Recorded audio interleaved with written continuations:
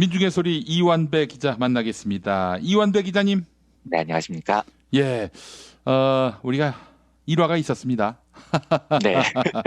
사실은 신동빈 롯데 회장이 법정 구속된 그런 예상치 못했던 판결이 나오기 전에 저희가 설 연휴 마지막 녹음을 했는데 이게 사태가 터지고 나서 이완배 기자님이 뭐 단 한 번도 그런 요청을 하신 적이 없었는데 재녹음하자 이런 말씀을 예. 하셨어요.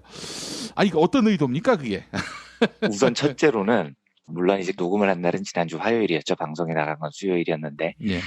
이재용과 다스 소송비 대납의 연관성에 대한 이야기를 드렸는데 그 이야기도 중요하지만 롯데 가문에서 첫 구속입니다. 신동빈이요. 그렇습니까? 워낙 한국법을 잘 피해왔던 기업이기 때문에 구속 사실을 전해드리지 않고 명절을 맞기가 너무 찝찝하더라고요. 첫째로는요. 예. 그리고 둘째로 제가 굉장히 좀 자괴감이 들었던 건 지금 말씀을 해주셨듯이 제가 이 방송에 참여한 지 2년이 조금 넘었는데 예. 한 번도 녹음을 다시 하자고 청할 정도의 사건이 없었어요. 왜 그러냐면 경제 분야에서는 어지간하면 녹음을 다시 할 만한 급박한 일이 잘 안 생깁니다. 예. 예를 들어서 검찰 수사 결과나 재판 같은 게 있으면 그건 워낙 예상이 되기 때문에 예상이 안 되는 것도 중요한 것들이 있으면 그걸 보고하면 되니까요. 그러니까 천재지변 같은 일들이 잘 벌어지지 않아서 2년 넘게 녹음을 하면서 한 번도 녹음을 다시 할 일이 없었죠. 예. 근데 그날 이제 그 최순실 재판이 있었던 날인데 신동빈의 재판 결과도 나온다는 걸 당연히 알고 있었습니다. 그런데 왜 2시 반에 좀 일찍 녹음이 됐냐면 저는 진짜 신동빈이 구속될 줄 몰랐거든요. 그러니까 구형 자체도 4년이었고 이재용이 집행유예로 나오는 판에 구형량 4년짜리 신동빈이 또 그리고 워낙 이 재판 저 재판 잘 빠져나가기도 했고요. 예. 신동빈이 그 형인 신동주와 경영권 분쟁을 한 이후에 컴플라이언스실이라고 해서 롯데 법무팀이 굉장히 강화됐습니다. 그래서 전직 헌법재판관도 있고 하여튼 굉장히 높은 법조계 인사들이 롯데 법무팀에 대거 보강이 돼서 여러 이유로 저는 그날 재판에서 많이 나와봐야 집행유예일 것이다라고 생각을 하고 말았었던 거예요. 예. 그런데 구속이 되고 났더니 너무 놀란 거죠. 기쁜 일이긴 기쁜 일인데 너무 예상을 못했던 일이어서 예. 명절 전에 언급을 하고 지나갔으면 좋겠다 싶어서 이제 다시 녹음을 하자고 말씀을 드렸는데 제가 그날 깨달은 건 김용민 PD님께서는 일을 줄였다고 하시지만 여전히 너무 바쁘시다는 걸 그때 다시 깨달았습니다. 예. 네. 아이고. 사실은 녹음을 다시 해야 마땅한데 그날 도무지 일정이 이게 맞지 않고 이게 진짜 1분도 안 나시더라고요. 일정이요. 네. 그래서 부득이 또 명절 이후로 이렇게 미루게 됐는데 미루다 보니까 오늘 롯데 신동빈 구속과 관련해 어떤 말씀을 해주실지 정말 내내 기다렸습니다. 예. 이제 오늘은 주로 롯데가 해왔었던 칼로 흥한 자 칼로 망한다고 정경유착으로 흥한 자가 저렇게 정경유착으로 망하는구나 이런 생각이 들어서 그 정경유착 이야기를 쭉 드리겠습니다만 예. 사실은 명절 기간 동안에 경제기자로서는 너무 많은 뉴스가 쏟아져서 좀 당황스럽더라고요. 예. 그러니까 이 신동빈 구속도 구속이고 한국GM의 분당공장 폐쇄 소식도 있었죠. 그리고 연휴 마지막에는 미국이 지금 철강 분야에 대해서 한국산 철강에 고액의 관세를 매길 것이라는 보도도 나와 있고요. 이건 거의 깡패 아닙니까? 네, 그렇죠. 굉장히 깡패짓인데 다 우리나라 경제에 굉장히 큰 영향을 미치는 중요한 뉴스들입니다. 그래서 오늘부터 하나씩 차근차근 살펴보려고 합니다. 일단 오늘은 신동빈 이야기부터 먼저 시작을 하고요. 예. 신동빈 회장이 구속이 된 것에 대한 여러 해석이 있던데 저는 법조에 대해서 아는 게 없어서 나중에 김프로에게 물어보고 싶기는 합니다. 이게 지금 구속이 된 부분이 신동빈이 박근혜와 한 30분 동안 독대를 했고요. 2016년 3월에요. 예. 그래서 박근혜가 K스포츠재단 하남거점 체육시설 건립자금 지원을 요청을 하죠. 이때 신동빈이 잽싸게 롯데그룹 면세점 사업권을 부탁을 하고 그리고 70억 원을 건넸다는 겁니다. 그래서 나중에 돌려받긴 돌려받는데요.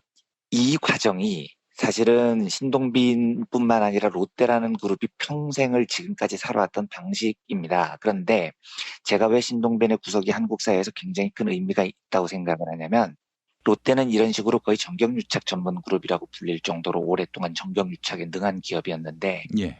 한국의 법망을 정말 교묘히 잘 피해 다녔어요. 기반이 지금 한국, 일본 양국에 있다 보니까 한국법을 적용하려고 하면 우리는 일본 기업이에요. 이렇게 다 빠져나가 버린 겁니다. 아주 간단한 예지만 신동빈 회장은 다 아시다시피 군대를 안 다녀온 사람입니다. 근데 이 사람은 군대를 안 간 이유가 병역을 기피해서가 아니고 일본인이었기 때문에 군대를 안 갔죠. 그러니까 병역 문제 같은 거는 일본인이라고 주장을 하면서 회피를 합니다. 신동빈 회장은 20대, 30대 때 시게미치 아키오라는 사실상 일본인이었고요. 40대가 되고 병역의 의무가 없어진 나이에 귀신같이 한국 국적을 취득을 합니다. 그랬어요. 그럼 지금은 한국인입니까? 한국인입니다. 병역이 있을 때는 일본인, 병역 의무가 끝나면 한국인 이렇게 되는 거죠. 그 신동주도 마찬가지입니다. 신동주도 20대, 30대까지는 일본인으로 있다가 40대 때 한국 국적을 취득을 해요. 한국말은 한마디도 못하지만. 그 신동빈의 장남이 신유열이라고 우리나라에 많이 알려져 있는데 사실이 아닙니다. 신유열 씨가 아니고 원래 이름이, 정확한 이름이 시게미치 사토시라는 사람입니다. 제가 왜 이렇게 이야기를 드리냐면 이 사람도 지금 일본인이기 때문입니다. 일본 국적이에요. 그래서 당연히 병역의 의무가 없는 거죠. 우리나라 사람이 아니니까요. 그런데 언론에서 추정을 하는 걸 보면 이 시게미츠 사토시 역시 40대가 되면 한국 국적을 취득을 할 거라고 합니다. 그래서 이제 신유열이라는 이름으로 돌아와서 롯데 3재 승계자가 된다. 이제 이런 이야기죠. 늘 이런 식입니다. 작년 12월에 롯데 총수 배임 횡령 재판이 열렸었는데 요때 롯데 신격호 회장의 셋째 부인으로 알려진 서미경 씨라는 여자분이 있으시죠. 미스 롯데 출신인데요. 신격호 회장이 이 서미경 씨한테 주식을 증여를 하는데 증여세를 포탈을 합니다. 이게 700억 원이 넘는 증여세 포탈액이에요. 그런데 이것도 역시 한국 법의 법망을 피해갑니다. 왜냐하면 우리나라 재판부 판단이 증여된 주식이 일본 주식이었다는 거죠. 그리고 서미경 씨가 국내에 거주하지 않고 있기 때문에 실질적인 일본인이기 때문에 한국 주세법을 적용할 수 없다. 이런 이유였어요. 그래서 이 증여세 포탈이 무죄로 판결이 납니다. 예. 이런 식으로 롯데그룹은 지금 2대째 내려오면서 항상 한국 법망에 걸릴 일이 있으면은 일본 기업을 주장을 해서 교묘히 피해왔습니다. 그래서 지금까지 진실가 중에 한 명도 구속이 된 사람이 없었죠. 한국의 법 질서를 조롱을 해온 겁니다. 현해탄 사이에서 줄타기를 하면서요. 그런데 이제 마침내 박근혜 최순실 게이트에서 뇌물을 70억 원 준 게 걸려서 정경유착에 덫에 걸려서 신동빈이 구속이 됐습니다. 저는 그래서 이걸 보면서 사필 규정이다 이런 생각이 들어서 굉장히 그래도 한국 사법부의 역사에 좋은 사례를 남긴 것 같아서 이것을 굉장히 의미 있게 평가를 합니다. 예. 그러면 이제 롯데가 그동안 어떻게 정경유착을 통해서 성장을 해왔는지 그 사필 규정의 역사를 한번 짚어보겠습니다. 롯데는 1967년에 한국에 공식적으로 진출을 해서 껌으로 인기를 얻었었는데요.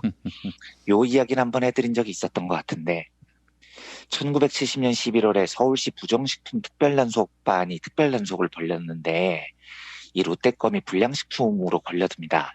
롯데껌에서 쇳가루가 검출이 된 거예요. 보통 이제 뭐 껌에서는 모래나 휴지 이런 이물질이 나와야지 되는 건데 롯데껌에서는 황당하게도 쇳가루가 검출이 됐어요. 이 기록이 손정목 서울시립대 명예교수의 책 서울도시계획 이야기라는 책에 나오는데요. 그 대목 한 대목을 읽어보겠습니다. 예. 1970년 11월 13일 박정희 당시 대통령이 신격호 롯데 총괄회장을 청와대로 불렀다. 이날은 롯데제 가액검에서 쇳가루가 검출돼 제조 정지 명령이 내려진 날이었다. 박 대통령이 이를 조치해주며 호텔 롯데를 지어 경영해달라고 신 회장에게 부탁했다. 이날이 롯데재벌 탄생이 결정된 날이었다. 이 책에 이렇게 적혀 있습니다. 그러니까 이 말이 무슨 말이냐면 당시 박정희는 제일교포 신격호가 일본에서 번 돈을 굉장히 탐냈습니다. 그런데 신격호가 한국 투자에 좀 미적미적하고 있었던 거죠. 굉장히 성격이 신중한 성격이었거든요. 그런데 마침 롯데제가 꺼면서 쇳가루가 나온 겁니다. 그래서 신격호를 청와대로 불러서 이른바 협박을 한 거죠. 자, 껌 쇳가루 나온 거 봐줄 테니까 너 한국에 투자를 해. 이렇게 된 겁니다. 사실 처음에 이 과정을 보면 박정희가 신격호를 압박을 한 겁니다. 그런데 사실 이 압박이 나중에 보면 신격호와 롯데한테는 상상도 못할 특혜가 됩니다. 왜냐하면 이후에 손정목 교수의 회고대로 롯데는 박정희가 전폭적으로 지원을 해주거든요. 서울 중심지의 금싸라기 땅에 있던 반도 호텔을 엄청나게 헐값에 롯데가 인수를 합니다. 그리고 또 서울 중심부에 롯데 백화점을 지을 수 있죠. 이것도 이제 나중에 제가 설명을 드리겠습니다. 이 모든 특혜의 과정의 대부분이 롯데의 자본은 외국 자본으로 인정을 받아서 외자 도입법에 의해서 세금을 다 감면받습니다. 그러니까 쇳가루가 나온 그 기적 같은 불량식품을 통해서 정경유착의 역사가 시작이 된 겁니다. 롯데로서는 대박을 맞은 거죠.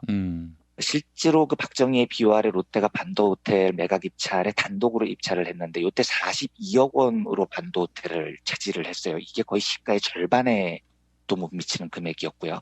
당시 정권의 2인자였던 김종필이 서울시장을 집무실로 불러서 호텔 롯데 건설에 모든 지원을 아끼지 말라 이렇게 독려까지 합니다. 그리고 신격호는 김종필하고도 굉장히 돈독한 관계를 유지했어요. 그 김종필이 한일 수교 막후 협상을 했는데 요때 신격호가 일본에 자기의 인맥을 총동원해서 김종필이 그 굴욕적이었던 한일 수교 협상을 성사시키는데 굉장히 큰 공을 세웁니다. 그래서 이후에는 그 김종필의 최측근을 나중에 롯데 사장으로 취업시키기도 하고 뭐 이럽니다. 근데 제 짐작입니다만 요 당시부터 신격호가 깨달았을 겁니다. 왜냐하면 신격호가 일본에서 성장을 할 때는 그야말로 단기 필마로 성장을 한 거죠. 조선인이라는 신분이 일본에서 뭐 크게 덕될 건 없었을 테니까요. 그런데 한국에서 사업을 해보니까 여기서는 정말로 최고 권력자하고만 각이 잘 맞으면 진짜 사업이 쉽게 되는구나. 요걸 아마 이때 깨달았을 것 같습니다. 1979년 10월 26일에 박정희가 청와대 궁정동 안가에서 총을 맞고 숨지죠. 그런데 이게 참 우연도 이런 우연이 없는데 그건 이제 박정희가 사생활을 즐기다가 죽은 거고요. 술을 먹다가 죽었으니까. 예. 박정희가 죽기 직전에 대통령으로서 공식적으로 했던 마지막 공무가 뭐였냐면요. 롯데 쇼핑센터의 건축을 허가한 일이었습니다. 그러니까 죽기 직전에 박정희가 마지막 했던 일이 바로 그거예요. 그런데 1979년에 원래 박정희는 그 당시에 도심의 인구가 너무 집중됐다고 생각을 했기 때문에 박정희의 정책이 강력한 도심 인구 억제 정책이었습니다. 그래서 도심 한복판에 백화점을 짓는 건 당시의 규정상 거의 불가능한 일이었습니다. 예. 그런데 박정희는 자기가 도심 인구 억제 정책을 펼쳤지만 롯데백화점은 허가를 너무 내주고 싶어 했었던 거죠. 지금 정책이 앞뒤가 안 맞는 겁니다. 이걸 눈치챈 서울시가 묘안을 냅니다. 롯데백화점을 백화점으로 등록을 하면 서울 시내에 백화점을 짓는 건 불가능하지만 쇼핑 복합시설이라고 이름을 바꾸면 가능합니다. 이렇게 청와대에 안을 올려요. 예. 그래서 롯데백화점의 이름이 롯데쇼핑으로 바뀌고 허가가 납니다. 그러니까 지금 우리 그 상장된 회사의 이름이 롯데쇼핑인 이유는 롯데가 뭔가 먼 미래를 내다보고 백화점만 하는 게 아니라 뭐 마트도 하고 홈쇼핑도 하고 이럴 걸 예상해서 롯데쇼핑이라고 이름을 지었던 게 아니고요. 백화점으로 지으면 허가가 안 나니까 롯데쇼핑으로 바꿔서 지금 허가를 받은 겁니다. 야, 이 꼼수였군요, 한마디로. 그렇죠. 박정희가 롯데를 예뻐했기 때문에 생긴 꼼수 같은 겁니다. 이 박정희가 롯데를 얼마나 예뻐했냐면 롯데가 주차장 부지가 부족했다고 박정희한테 얘기를 해요. 그래서 지금 소공동 롯데호텔 신관 자리에 원래 그게 그 산업은행 본관 땅이었거든요. 이걸 박정희가 산업은행한테 팔라고 합니다. 롯데한테 주차장 부지를 넘기라고요. 그럴 정도로 박정희가 신격화로 굉장히 애지중지했었다는 거죠. 그런데 전두환 정권에서도 롯데는 또 승승장구합니다. 아까 제가 읽어드렸던 손정목 교수의 서울 도시계획 이야기에 나오는 대목을 한 대목만 더 읽어보겠습니다. 확실한 것은 전두환은 국보위 의장 때부터 대통령의 재임 기간이 끝날 때까지 언제나 롯데그룹의 사업을 적극적으로 지원했다. 제5공화국 전두환 대통령과 가장 가까운 기업인 하나를 꼽으라면 신격호가 거명될 정도로 두 사람 사이는 각별한 것이었다. 고 회고했다. 이렇게 나옵니다. 대단하죠. 예, 박정희 때도 그렇게 예쁨을 받더니 전두환 때도 이렇게 예쁨을 받습니다.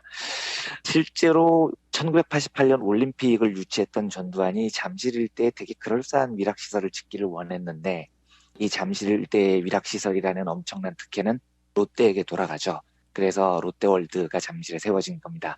그리고 이 사업을 할 때도 롯데는 일본 기업으로 인정을 받아서 굉장히 다양한 감세 혜택을 받았습니다. 우리가 지금 제2롯데월드로 불렸던 롯데월드 타워에 대해서 그 이명박과 롯데의 합작품이라고 많이들 생각을 합니다. 뭐 사실인데요. 그런데 이 롯데월드 타워의 기반을 갖다 준 사람은 이명박보다도 훨씬 빠른 전두환이었습니다. 이 제2롯데월드, 롯데월드 타워의 부지 26,000평을 롯데가 차지했었던 때가 전두환 정권 때였습니다. 예. 그런데 전두환이 그 당시에 송파에 있었던 그 땅은 서울 강남권의 마지막 노른자 땅이라고 불릴 정도로 중요한 땅이었어요. 서울시가 가지고 있었습니다. 그런데 이 땅을 롯데에 언제 불화를 해주냐면 1987년 12월 12일에 불화를 해줍니다. 대통령 선거를 불과 며칠 앞두고입니다. 그러니까 이제 곧 다음 정권이 들어설 텐데 전두환이 임기를 마무리하기 전에 마지막까지 꼭 했어야 됐던 일이 롯데에게 저 엄청난 땅 26,000평을 불화해 주는 거였습니다. 그러니까 얼마나 롯데가 전두환으로부터 귀염을 많이 받았다는 이야기겠습니까? 이 이유를 추정을 하다가 나중에 전두환 뇌물 사건을 수사했던 검찰의 수사 결과에서 밝혀진 건데요. 12월 12일에 이 땅의 롯데에 불화되기 딱 한 달 전에 11월에 신격호가 전두환과 청와대에서 독대를 합니다. 그리고 그 자리에서 전두환에게 50억 원을 현금으로 건네주죠. 그러니까 뇌물을 주고 지금 제2롯데월드 타워 땅을 받았다는 이야기입니다.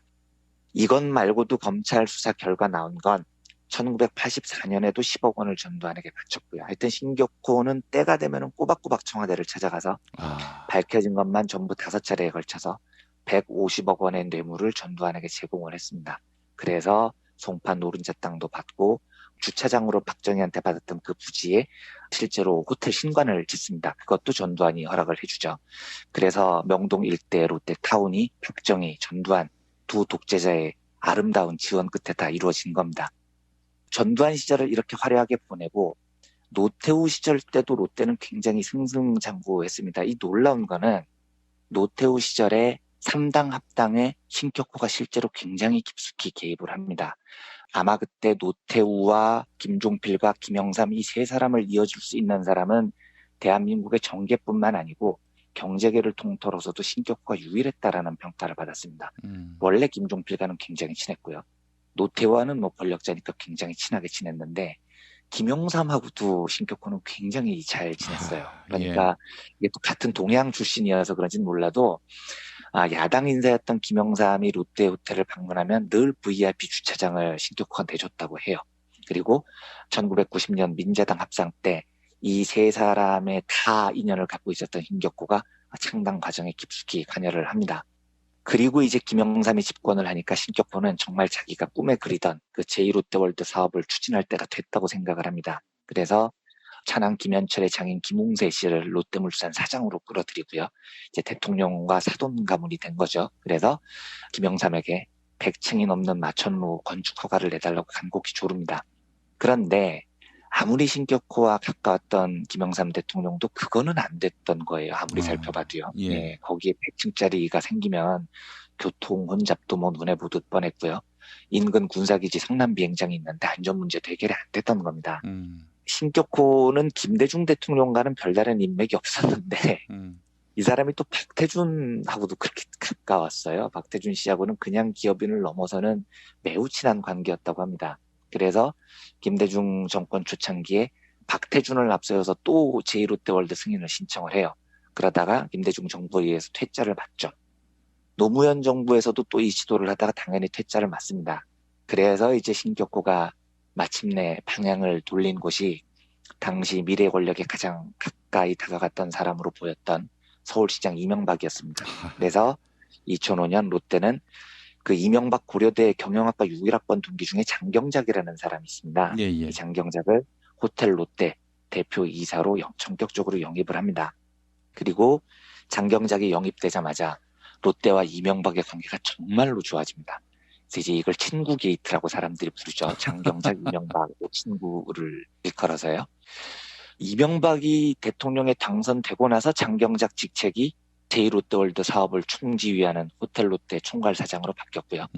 장경작은 이제 제2롯데월드 사업이 승인되자마자 롯데에서 퇴임을 했고 나중에 그 이명박이 세운 청계재단 감사로 아마 임명된다 그랬던 걸로 저는 얼핏 기억을 해요. 근데 어쨌든 이 장경작이 다리를 놓은 다음부터 롯데가 정말로 아낌없이 이명박한테 편의를 베풉니다. 그래서 이명박은 그냥 롯데호텔 31층 스위트룸을 아무 때나 자기 집처럼 들락날락했다고 해요. 그 형도 지멋대로 쓰지 않았습니까? 그렇죠. 그러니까 거의 뭐 그 캠프, 그 형, 하여튼 관련된 사람은 그 롯데호텔 31층을 자기 캠프처럼 사용을 했습니다. 대선 경선 때는 아예 그 방에 머물렀었어요, 이명박은요. 그리고 당선이 되고 난 다음에 당선인 시절에 내각을 조각하는 작업도 롯데호텔 스위트룸이었습니다. 얼마나 롯데가 혼신의 힘을 다해서 이명박을 밀어줬는지가 드러나죠. 장경작을 통해서 이명박의 마음을 얻은 롯데가 2006년에 마침내 꿈에 그리던 제2롯데월드 건설 계획안을 서울시로부터 승인을 받습니다. 서울시장이 이명박이었으니까요.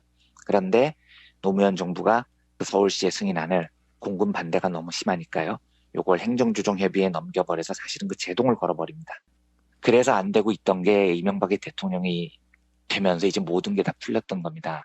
2008년 4월 28일이면은 대통령이 된 지 얼마 정말 안 될 때였는데 이명박은 청와대에서 열린 투자 활성화 및 일자리 창출을 위한 민간 합동회의라는 곳에서 국방장관 이상희를 엄청나게 쫌니다. 이상희 국방장관은 제1롯데월드 계획이 굉장히 우려스럽다라고 반대를 하는 쪽이었는데 이명박은 이상희한테 긍정적인 방향으로 검토해보라. 이렇게 지시를 합니다. 빨리 승인하라는 거죠.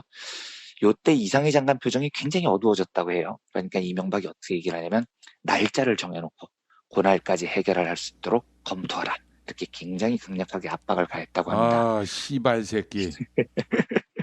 그리고는 이제 이후에는 뭐 다 아시다시피 제1롯데월드에 반대했던 공군참모총장 김은기 총장이 경질되고 공군의 반대론자들이 삽시간에 제압이 되죠. 그리고 이제 2009년에 마침내 신격호의 꿈이었던 123층짜리 마천루 제1롯데월드가 승인이 된 겁니다. 이렇게 거의 모든 정권하고 친했던 신격호가 제1롯데월드 승인을 너무 원하는 바람에 이명박하고 너무 붙어 다니다 보니 사상 처음으로 박근혜 정권하고 사이가 안 좋은 상태를 맞이하게 됩니다. 그래서 실제로 박근혜 정권 출범 초창기에는 롯데가 상당히 고초를 겪죠.